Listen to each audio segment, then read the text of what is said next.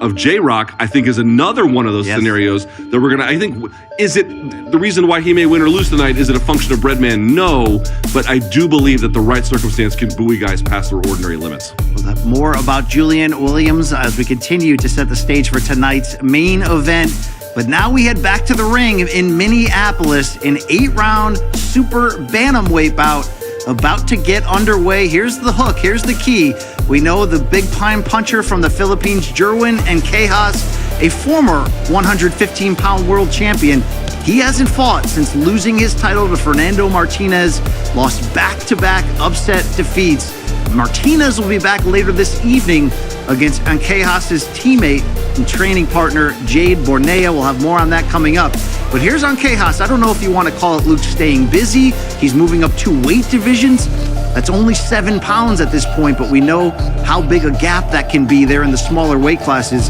And his opponent is Colombia's Wilner Soto, who brings a 22-12 record into this one. Look, you've seen Jerwin Ancajas many times, the southpaw, promoted by Manny Pacquiao. He's got, speed and explosion that we come to expect from Filipino fighters. Never a bad time watching this guy. Put on the gloves and get after it. No, I mean, and for many, many reasons, not least of which is activity. He is constantly moving, constantly jabbing, constantly working. So far here, he's taking his time a little bit, but I think obviously as the rounds continue, we're going to see him really begin to pour it on. It's his first fight in 8 months since the consecutive defeats to Fernando Martinez. Those were 8 months apart from each other in 2022. But moving up 2 weight classes to stay busy, it is part of a plan for Ancajas.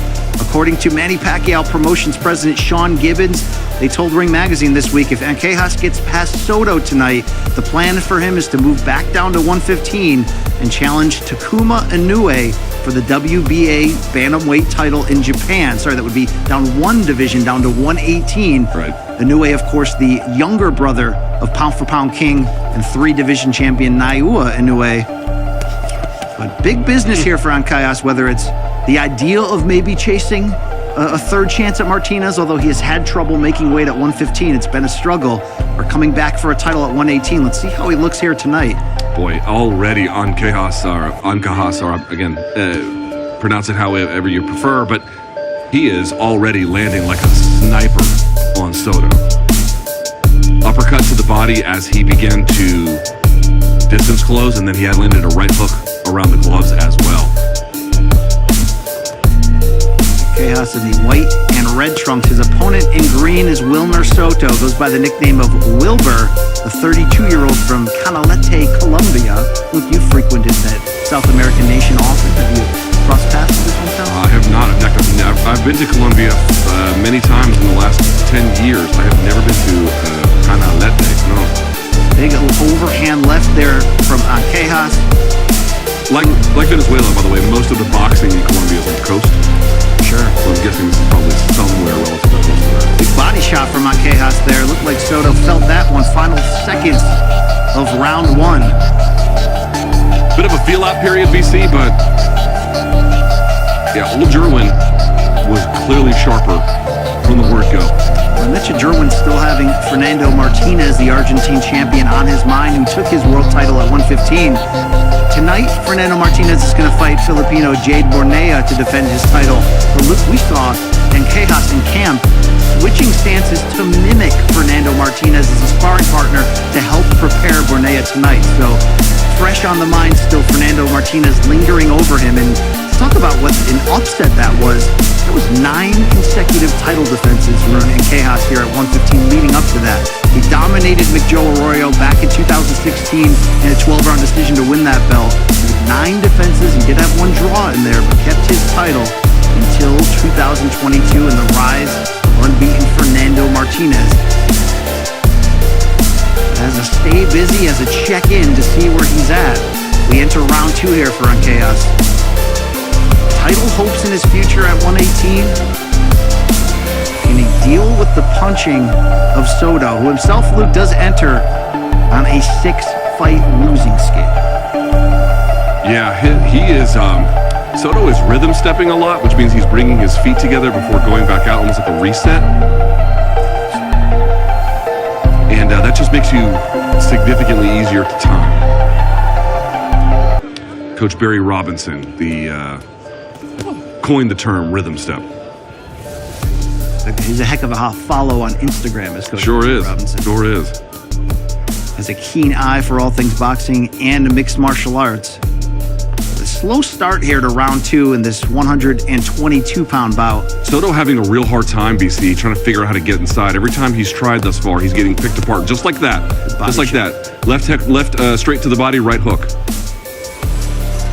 Soto has faced world-class competition before. In 2019, he lost via 4th-round TKO to unbeaten Mirjan Akhmadaliev. And the note here is that was the fight before Akhmadaliev would upset Daniel Roman by split decision in a Fight of the Year candidate to take 2 of 4 world titles at 122 pounds. But you know how boxing can be. Akhmadaliev returned and was upset over the past year by Marlon Tapales to lose those 2 world titles.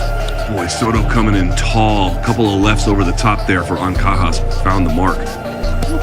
Look at that, BC. As soon as he comes in, Soto just can't find a way inside so far. Ancajas has fought in this weight class twice before in his career, but not since 2013. You know what's interesting, BC? You have orthodox versus southpaw here, and you don't see what they call fencing, which is when both fighters are trying to establish lead hand dominance. Ancajas not really playing the game, Soto not really playing that game. And I would imagine that for Soto, if you're having trouble getting in, that could be a better way to at least disrupt rhythm or begin to set your own. Despite moving up to weight division, Ancajas looks like the bigger fighter. He does. Good point. Certainly the bigger puncher so far early on, targeting the body throughout. Boy, he is roasting the ribs of Soto. Yeah, it looks to me, BC, you're right. Soto looks, thus far, not merely technically outmatched, he looks physically outmatched here a little bit as well. Soto 12 knockouts in 22 victories, but you see 12 defeats, well traveled. Looking for his first victory since 2019. This has been all Ancajas, largely as expected through 2 rounds. Round 3 of a scheduled 8. Ancajas in the southpaw stance. This thing with a big left hand, but a pair of right hooks on the inside. As Soto continues to find himself cornered.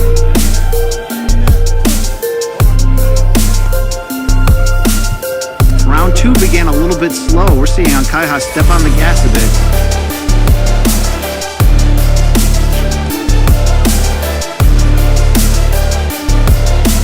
Good job here by Ancajas, forcing Soto, when he wants anyway, into his power side. He's trying to circle out here, but he's having a hard time.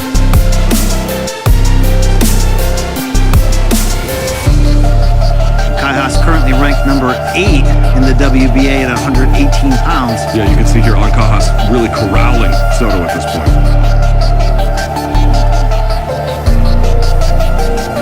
Not headhunting though. Looking almost to use the jab as a setup for these left crosses to the body.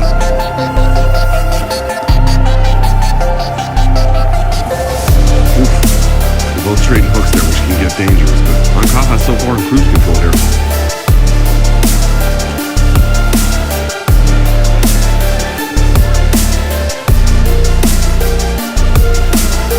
Yeah, also just in terms of physical strength when they lock up, that's one thing, but the punching power seems to be a discrepancy there as well. Soto just not really able to hurt Ancajas even when he can land, which is infrequent already. Yeah, this continues to be a one-sided shootout here for Ancajas, picking apart mostly the body. Some good clean headshots here along the ropes.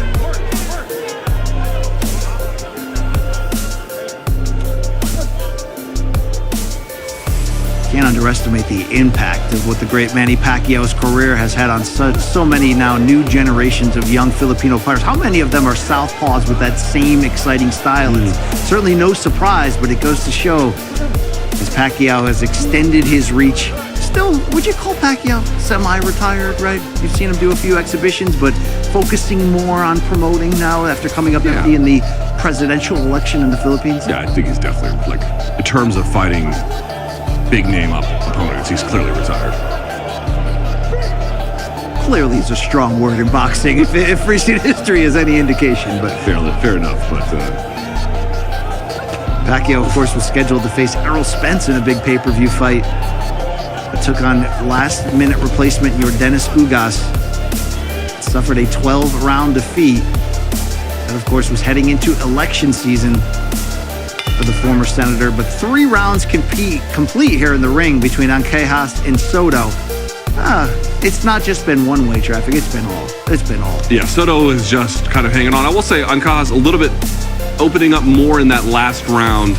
No, I don't think that's a fair nickname. Mostly just the scold is really just a better way to put it. Yeah, Luke Thomas, there it is. Round 4.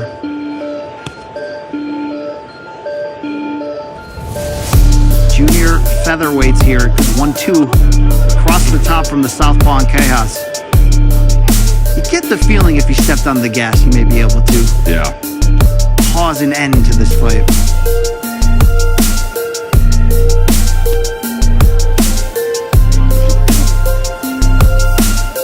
Ancajas certainly world-class. Victories at 115 pounds over the likes of McJoe Arroyo, Jamie Conlon, Israel Gonzalez. Great job in using the first set of punches to close the distance and then landing an absolute bruiser to the body by Ancajas. I love this angle. I love the overhead angle when you have southpaw versus orthodox. It really gives you a sense of position, footwork. Constant battle for outside foot placement. Or inside. People always think in these positions you always want outside. You don't necessarily. When you have the inside foot position, it's actually closer for you for that shoulder to jab. But to your point, he threw the power punch off the backhand, which means in that situation, he does want the outside. With a big bolo shot to the body and uppercut from deep there. Still plenty of patience here for Ancajas, despite the clear advantage in skills over Soto. To find that perfect shot that might bring an early end here midway through round 4. Yeah, I gotta say, through the first 4 rounds, it's pretty clear Ancajas not looking for the finish at all.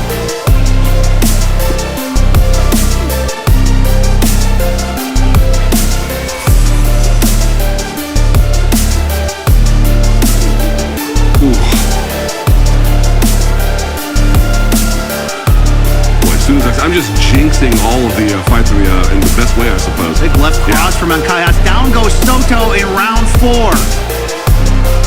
It felt inevitable. It's a fast count from that ref.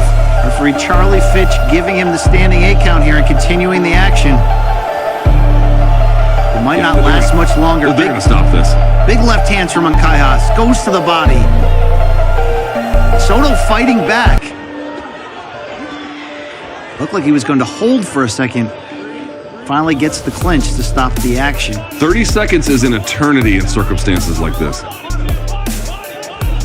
Oof. Big left hand hits the mark. Can Ancajas build upon the knockdown this round?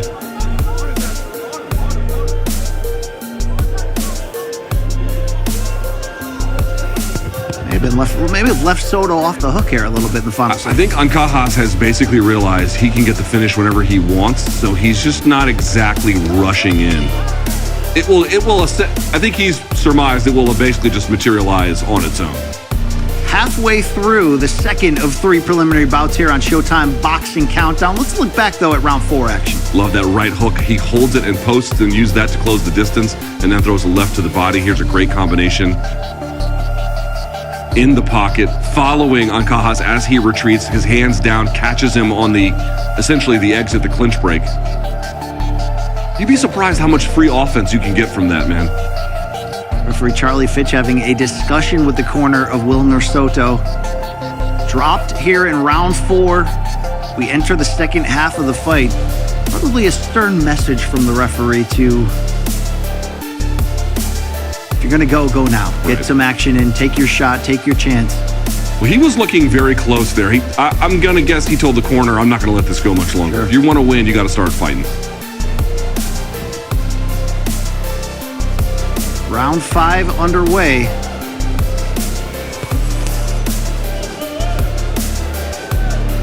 Ancajas looking to shake off 8 months of inactivity from the pair of defeats to now world champion Fernando Martinez at 115 pounds. It was never an easy weight cut for Ancajas in recent years. Now the talk is about a reinvention at 118. He could stay on the path to victory here against Soto.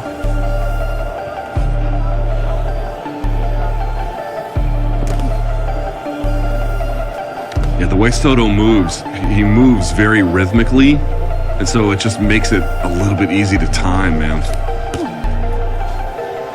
Soto has been active. Just 3 months ago, he lost a 6th-round unanimous decision to Jonathan Rodriguez. But